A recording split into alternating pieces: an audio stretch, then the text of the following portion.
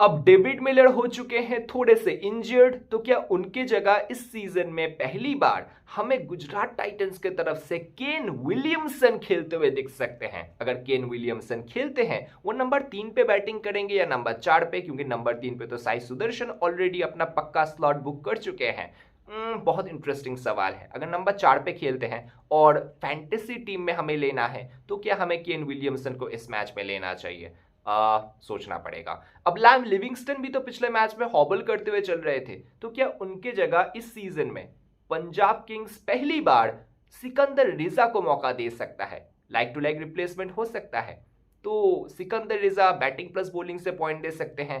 क्या हमें अपने फैंटेसी टीम में लेना है? ये भी एक इंटरेस्टिंग सवाल है। वैसे दोस्तों, स्वागत करते हैं आपका ज्ञानी स्पीक्स यूट्यूब चैनल पे, जहां पे इस पर्टिकुलर वीडियो में हम बात करेंगे Gujarat Titans and Punjab Kings के बीच में जो मैच नंबर 17 खेला जाएगा, उसको थोड़ा सा एनालाइज करने का कोशिश करेंगे। तो वीडियो को एक लाइक करके शुरुआत कीजिएगा। चैनल पे नए हैं तो सब्सक्राइब जरूर कर ले। सब्सक्राइब करने के साथ साथ बेल बटन को जरूर से दबा दें। अब ये वेन्यू कौन सा है? ये वेन्यू है नरेंद्र मोदी स्टेडियम अहमदाबाद का। याद कीजिए, बहुत बड़ा डायमेंशन है। मतलब स्पिनर्स गेम में आएंगे। क्यों भाई स्पिनर्स क्यों गेम में आएंगे? क्योंकि मिस टाइम्ड शॉट्स सीधे बाउंड्री पे कैच आउट होते हैं। यहाँ पे छक्का नहीं होता। पहली बात तो पिच थोड़ा सा स्लगिश नेचर का होता है। यहाँ पे वो 220-25 वाले मैचेस नहीं होते। यहाँ पे 165, 60, 170 वाले मैचेस होते हैं।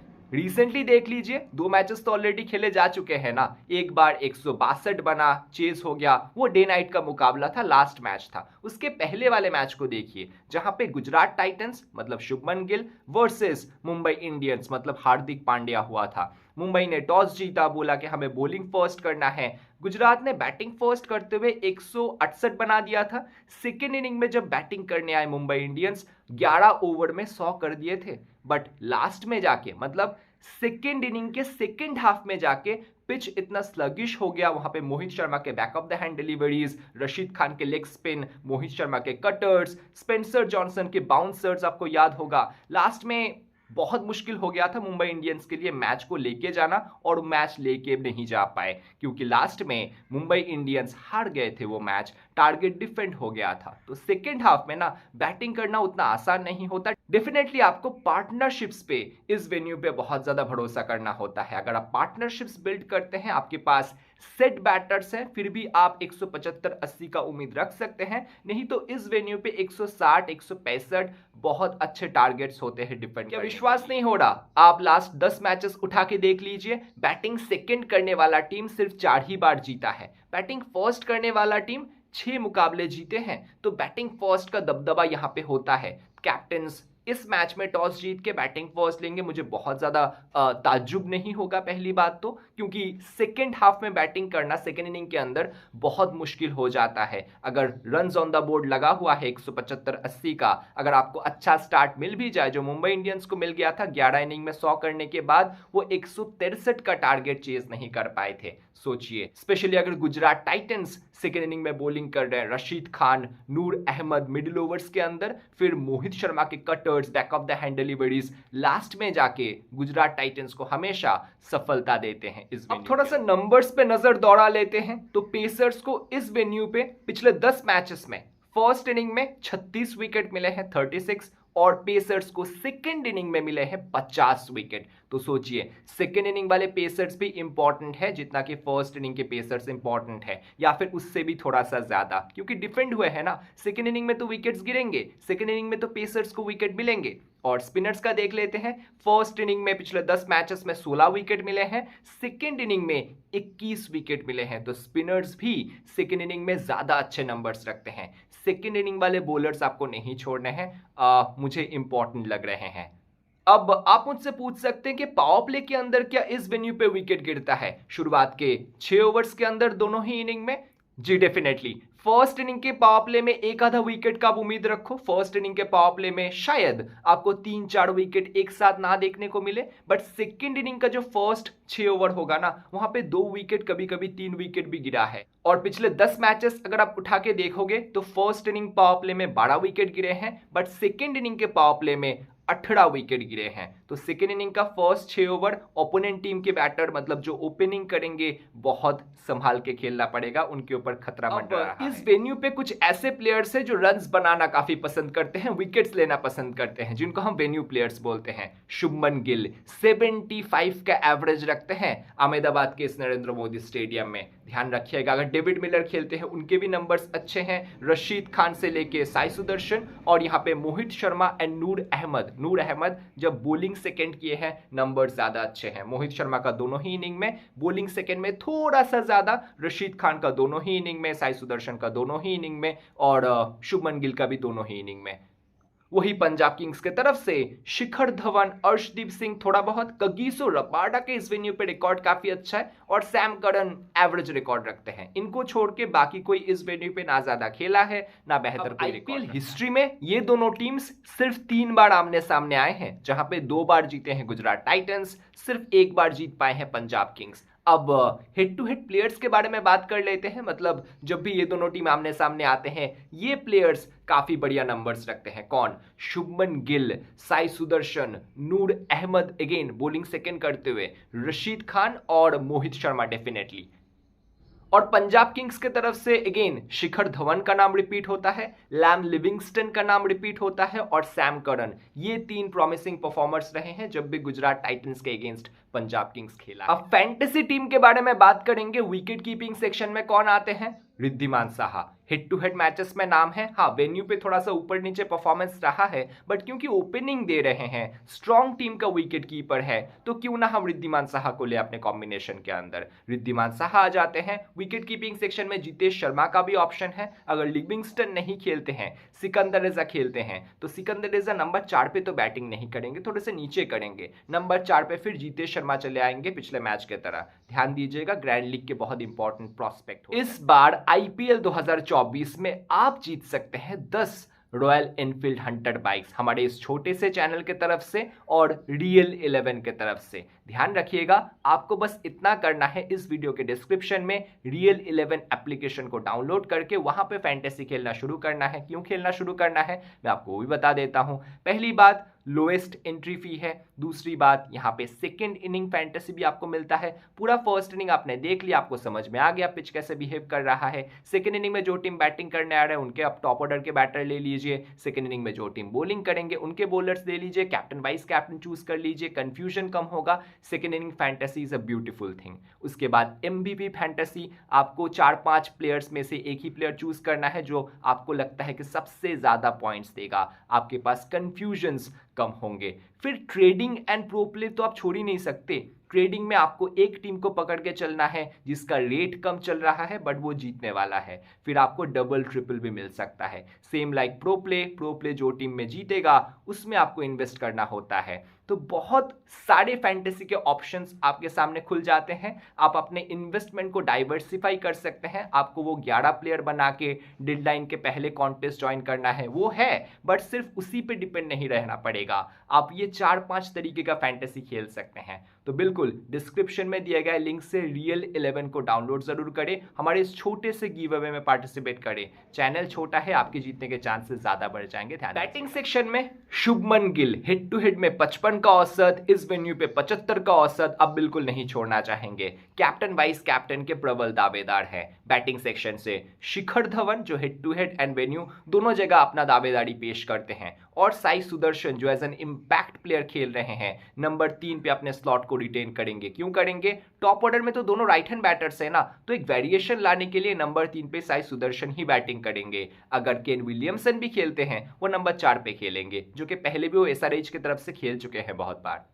तो बैटिंग सेक्शन में शुभमन गिल, शिखर धवन एंड साई सुदर्शन तीनों हमारे टीम में आ गए। ऑलराउंडर सेक्शन से Sam Curran and Azmatullah Omarzai हम बिल्कुल नहीं छोड़ेंगे। सैम करन नंबर 4-5 तक बैटिंग कर रहे हैं, 4 ओवर बॉलिंग दे रहे हैं, डेथ ओवर्स में आ रहे हैं। उनके पास कटर्स है, जो इस वेन्यू पे जो बॉलर्स बॉलिंग करेंगे स्पेशली पेसर्स, उनके पास होना बहुत इंपॉर्टेंट है। अब रॉ पेस से इस वेन्यू पे बॉलिंग करेंगे, शायद आप बैटर का मदद ही करेंगे। अगर पेस ऑफ डिलीवरीज देना है तो सैम करन, मोहित शर्मा, ये कुछ ऐसे पेसर्स हैं जो इस वेन्यू पे बहुत इफेक्टिव हो सकते हैं। अलॉन्ग विद कगिसो रबाडा, जिनके हेड टू हेड में मैचअप्स बहुत अच्छे हैं वर्सेस इन गुजरात टाइटंस के बैटर्स। चाहे शुभमन गिल ले लीजिए, चाहे रिद्धिमान साहा ले लीजिए, चाहे साई सुदर्शन ले लीजिए या फिर डेविड मिलर, इनके सामने कगिसो रबाडा का नाम मैचअप्स के तौर पे बार बार रिपीट हुआ है। तो कगिसो रबाडा को ग्रैंड लीग में कैप्टन कर रहे हैं, तो कुछ क्रूशियल बैटर्स गुजरात टाइटंस का आप छोड़ के जा सकते हैं।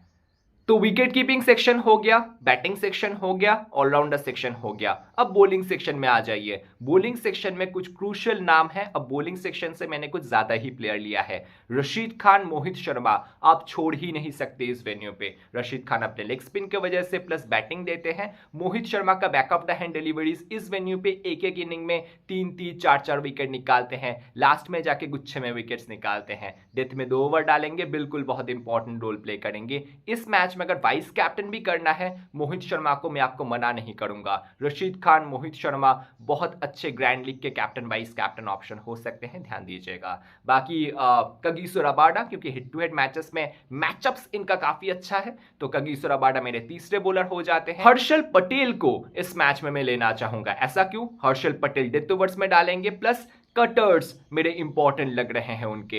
इस मैच में अर्शदीप के ऊपर अगर मुझे हर्षल को लेना है मैं ले लूंगा, क्योंकि वेन्यू का डायमेंशन बड़ा है, वो कटर्स डालेंगे, इफेक्टिव होंगे मेरे हिसाब से। तो मेरे टीम में रशीद खान आ गए, मेरे टीम में मोहित शर्मा आ गए, मेरे टीम में कगिसो रबाडा आ गए, मेरे टीम में हर्षल पटेल आ गए। एक स्पॉट खाली रहता है, वहां पे नूर अहमद को मैं ले लूंगा अगर गुजरात टाइटंस सेकेंड इनिंग में बॉलिंग करता है तो। सेकेंड इनिंग में इनको थोड़ा सा ग्रिप एंड टर्न ज्यादा मिलेगा, पिच थोड़ा सा स्लो एंड स्लगिश हो जाता है। मिडिल ओवर्स में विकेट निकालने के लिए अगर आप मिडिल ऑर्डर देखोगे ना, किनका? ओपोनेंट टीम पंजाब किंग्स का, जहां पे जीतेश शर्मा होते हैं, जहां पे सिकंदर रेजा होंगे इस मैच में, प्रभसिमरन सिंह भी मिडिल ऑर्डर में बैटिंग करते हैं मोस्टली। तो मुझे बहुत ज्यादा भरोसा नहीं है मिडिल ऑर्डर के बैटिंग का पंजाब किंग्स की तरफ से। वहां पे नूर अहमद, रशीद खान, मोहित शर्मा विकेट निकाल सकते हैं गुजरात टाइटंस की तरफ से, और इसीलिए नूर अहमद मेरे अपने फैंटेसी टीम में सीधे सीधे आ जाते हैं। तो ये मेरे फैंटेसी कॉम्बिनेशन कंप्लीट हो गया। विकेट कीपिंग सेक्शन में रिद्धिमान साहा, बैटिंग सेक्शन में शुभमन गिल, शिखर धवन और साई सुदर्शन। ऑलराउंडर सेक्शन में कौन थे? सैम करन थे एंड उमर जाई थे। देखो 3, 2, 5, 6 प्लेयर हो गए। बॉलिंग सेक्शन में 5 प्लेयर मैंने लेके रखा है। रशीद खान, नूर अहमद एंड मोहित शर्मा, 3 गुजरात टाइटंस के तरफ से, 2 पंजाब किंग्स के तरफ से Kagiso Rabada and death over वाले स्पेशलिस्ट हर्षल पटेल। कैप्टन मेरे फैंटेसी कॉम्बिनेशन के अंदर मैंने प्रेफर किया है सैम करन को, जो नंबर 3-4 तक बैटिंग करेंगे, बॉलिंग फर्स्ट में ज्यादा इफेक्टिव होंगे एज अ कैप्टन, क्योंकि कटर्स डालेंगे डेथ ओवर्स में आके, इनके पास भी स्लोअर वंस है, ठीक है। और वाइस कैप्टन के लिए मैं सोच रहा हूं मोहित शर्मा या रशीद खान के बीच में। अगर बैटिंग फर्स्ट हुआ गुजरात टाइटंस का, शुभमन गिल के साथ भी जा सकते हैं। अगेन 75 का औसत वेन्यू पे, हेड टू हेड में 55 का औसत, आप इनको वाइस कैप्टन करने के लिए बहुत ज्यादा टेम्पटेड होंगे, I understand, but Rashid Khan and Mohit Sharma भी बहुत अच्छे वाइस कैप्टन ऑप्शन होने वाले हैं। अगर इस मैच में डेविड मिलर नहीं खेल पाते हैं, गुजरात टाइटंस की तरफ से फिनिश कौन करेगा? क्योंकि विजय शंकर, राहुल तेवातिया, केन विलियमसन तो फिनिशर नहीं है, बट मैच्योरिटी एंड एक्सपीरियंस काफी ज्यादा है। देखना इंटरेस्टिंग होगा Kane Williamson first match IPL 2024 का खेलते हुए क्या एज अ फिनिशर खेल सकते हैं डेविड मिलर की तरह। नहीं तो राहुल तेवातिया, विजय शंकर के ऊपर या फिर रशीद खान के ऊपर एज अ फिनिशर आप कितना ही रिलाई कर सकते हो? मतलब टॉप ऑर्डर के बैटर को रिस्पॉन्सिबिलिटी के साथ खेलना पड़ेगा अगर डेविड मिलर नहीं खेलते हैं तो। उनमें से किसी एक को आखिर तक लेके जाना पड़ेगा ताकि वो सेट बैटर लास्ट में जाके बड़े बड़े शॉट्स खेल पाए एंड फिनिश कर पाए मैच को अच्छे से। स्पेशली शुभमन गिल का रोल और भी इंपॉर्टेंट हो जाता है, क्योंकि रिद्धिमान साहा आके मारधाड़ वाला पारी खेलेंगे, शुभमन गिल आखिर तक अगर खेल गए वो ही फिनिश कर सकते हैं। उनके इर्द गिर्द बाकी जो फिनिशर्स हैं, चाहे वो केन विलियमसन इस मैच में एज अ फिनिशर खेले या फिर राहुल तेवातिया या फिर विजय शंकर, उनके इर्द गिर्द पारी को फिनिश कर सकते हैं। बाकी गुजरात टाइटंस का जो स्ट्रॉन्ग पॉइंट होने वाला है, उनके वो 3 बॉलर्स रशीद खान, नूर अहमद जो मिडिल ओवर्स में विकेट निकालेंगे जब पिच थोड़ा सा स्लगिश हो जाएगा, एंड ओपोनेंट टीम का मिडिल ऑर्डर देखेंगे पंजाब किंग्स का बहुत ज्यादा। प्रभसिमरन सिंह ले लीजिए, जीतेश शर्मा ले लीजिए, शशांक सिंह, पहला मैच खेलने वाले सिकंदर रेजा अगर खेलते हैं तो, अगर लिविंगस्टन भी खेलते हैं वो भी स्पिनर्स के सामने फंसते हैं, तो रशीद खान एंड नूर अहमद बीच में पंजा कसेंगे और लास्ट में जाके मोहित शर्मा उस प्रेशर के चलते विकेट्स लेके जाएंगे। तो बहुत इंपॉर्टेंट ये तीनों बॉलर आज गुजरात टाइटंस की तरफ से होने वाले हैं। और गुजरात टाइटंस का टेम्पलेट यही रहा है, वो 220 की तरफ नहीं देखते। वो बोलते हैं कि हमारे पास बॉलिंग यूनिट बहुत अच्छा है, ठीक है हार्दिक पांड्या नहीं है इस साल, बट हमारे पास उमरजाई भी तो है जो नए बॉल के साथ स्विंग करवा सकते हैं, पावर प्ले में 3 ओवर डालते हैं, वहां पे 1-2 विकेट निकाल के हमको दे ही देते हैं, ये भी नीचे आके फिनिश कर सकते हैं बाय द वे। तो गुजरात टाइटंस क्या बोलता है, हमें 220 नहीं चाहिए, हम 170 175 के अंदर अंदर ही ओपोनेंट टीम को डिफेंड करके दे देंगे और मैच लेके चले जाएंगे, क्योंकि हमारे पास उतने कैलिबर के बॉलर्स हैं। रशीद खान, मोहित शर्मा, नूर अहमद, एक्सपीरियंस्ड कौन, उमेश यादव नए बॉल के साथ ये भी तो स्विंग करवा लेते हैं, और उमरजाई भी है हमारे पास, अगर जरूरत पड़ा तो राहुल तिवातिया का लेग स्पिन भी हम यूज करने वाले हैं। अदर हैंड हमारे पास वो टीम है जो बैटिंग में बहुत ज्यादा शिखर धवन के ऊपर डिपेंड कर रहा है। शिखर धवन और सैम करन ये दोनों बैटिंग में चल रहे हैं, तो पंजाब किंग्स का बैटिंग चल रहा है, नहीं तो बहुत ज्यादा मुश्किल हो रहा है इनके लिए। लिविंगस्टन अगर नहीं खेलते हैं, देखना इंटरेस्टिंग होगा। सिकंदर रेजा अगर आते हैं, वो फर्स्ट मैच में कैसा परफॉर्मेंस कर पाते हैं। Prabhsimran Singh bits and pieces में अच्छा खेले हैं as an impact player, but consistent नहीं है, और यही मसला है टीम का। अगर शिखर धवन इस मैच में नहीं चलते हैं, बैरिस्टो तो चल नहीं रहे, नंबर 3 पे प्रभसिमरन सिंह पे आप कितना ही ट्रस्ट कर लोगे, फिर नंबर 4 पे कौन आएगा, जीतेश शर्मा, वो भी कंसिस्टेंटली परफॉर्मेंस नहीं कर रहे, 15-20 करके आउट हो रहा है। फिर नीचे से फिनिश कौन करेगा, शशांक सिंह या सैम करन या सिकंदर रेजा अगर खेलते हैं वो, तो कौन फिनिश करेगा। या अब तक जो 2-3 मैचेस खेले हैं पंजाब किंग्स, वहां पे कोई प्रोमिनेंट फिनिशर हमें पंजाब किंग्स की तरफ से नहीं दिखे हैं जिनका हम बोल सकते हैं कि ये फिनिशर है, ये फिनिश करके देगा। अगर पंजाब के बॉलिंग डिपार्टमेंट को देखेंगे, चलो रबाडा विकेट्स निकाल रहे हैं, सैम करन विकेट्स निकाल रहे हैं, हर्षल पटेल डेथ में जाके विकेट्स निकाल लेते हैं, Arshdeep with the new ball and एक आधा ओवर जो डेथ में डालते हैं वहां पे विकेट्स निकाल लेते हैं। बट इनका स्पिन डिपार्टमेंट का क्या, क्योंकि स्पिन डिपार्टमेंट में राहुल चहर बहुत ही गंदे तरीके से फ्लॉप हुए हैं, उनके ओवर्स भी कट होते हैं बिट्स एंड पीसेस में। हरप्रीत ब्राड हालांकि अच्छे परफॉर्मेंस किए हैं, थोड़ा बहुत बैटिंग भी कर लेते हैं, बॉलिंग से बॉल को फ्लाइट दे रहे हैं, बैटर्स को ललचा रहे हैं और विकेट्स भी निकाल रहे हैं। बट अगर हरप्रीत ब्राड एक तरफ से रन रोक रहे हैं, विकेट्स निकाल रहे हैं, ओपोनेंट एंड से जो राहुल चहर है विकेट्स नहीं निकाल पा रहे हैं, तो प्रेशर नहीं क्रिएट होगा। अगर प्रेशर नहीं क्रिएट होगा तो शायद हरप्रीत ब्राड को भी इस मैच में रन्स पड़े एंड विकेट्स ना मिले। अगर हरप्रीत ब्रार को भी मिडिल ओवर्स पे विकेट्स नहीं मिलता तो पंजाब किंग्स के लिए मसला और भी कठिन होगा। मुझे लगता है ऑन पेपर फिलहाल के लिए गुजरात टाइटंस मेरे फेवरेट टीम है इस मैच को जीतने के लिए, क्योंकि गुजरात टाइटंस के पास टॉप ऑर्डर में बैलेंस है, मिडिल ऑर्डर में बैलेंस है। अगर डेविड मिलर नहीं भी खेलते हैं तो केन विलियमसन के साथ वो जो उमरजाई है, राहुल तिवातिया है, टॉप ऑर्डर से अगर कोई बैटर टिक गया, फिर विजय शंकर भी तो है, थोड़ा बहुत बैटिंग कर लेते हैं, ये नीचे आके फिनिश कर सकते हैं। रशीद खान का फिनिशिंग टच आप बिल्कुल इग्नोर नहीं कर सकते। फिर अगर 170 भी गुजरात टाइटंस बोर्ड पे टांग देता है, नूर अहमद रशीद खान के साथ मिडिल ओवर्स के अंदर, फिर मोहित शर्मा आ जाते हैं, शुरुआत में उमेश यादव एंड उमरजे जो विकेट्स निकाल रहे हैं, डेथ में मोहित शर्मा बहुत क्रूशियल हो जाते हैं रशीद खान के साथ। बहुत इंपॉर्टेंट इनका बॉलिंग अटैक है एंड बहुत स्ट्रांग भी है। स्पेंसर जॉनसन क्या खेलेंगे, नूर अहमद अगर खेलते हैं तो स्पेंसर जॉनसन नहीं खेलते, ठीक है। तो ये बात आपको समझ के चलना है। इनका बॉलिंग बहुत स्ट्रांग है, 160-65 भी ये डिफेंड कर सकते हैं, 170 के ऊपर चला गया तो गुजरात टाइटंस को और भी आप पकड़ के चलो, स्पेशली अगर रियल 11 पे आप ट्रेडिंग कर रहे हैं। फर्स्ट इनिंग के बाद ही आपको दिख रहा है कि 170 चला गया है गुजरात टाइटंस का, तो आप मान के चलो वो डिफेंड कर ही जाएंगे इस वेन्यू पे।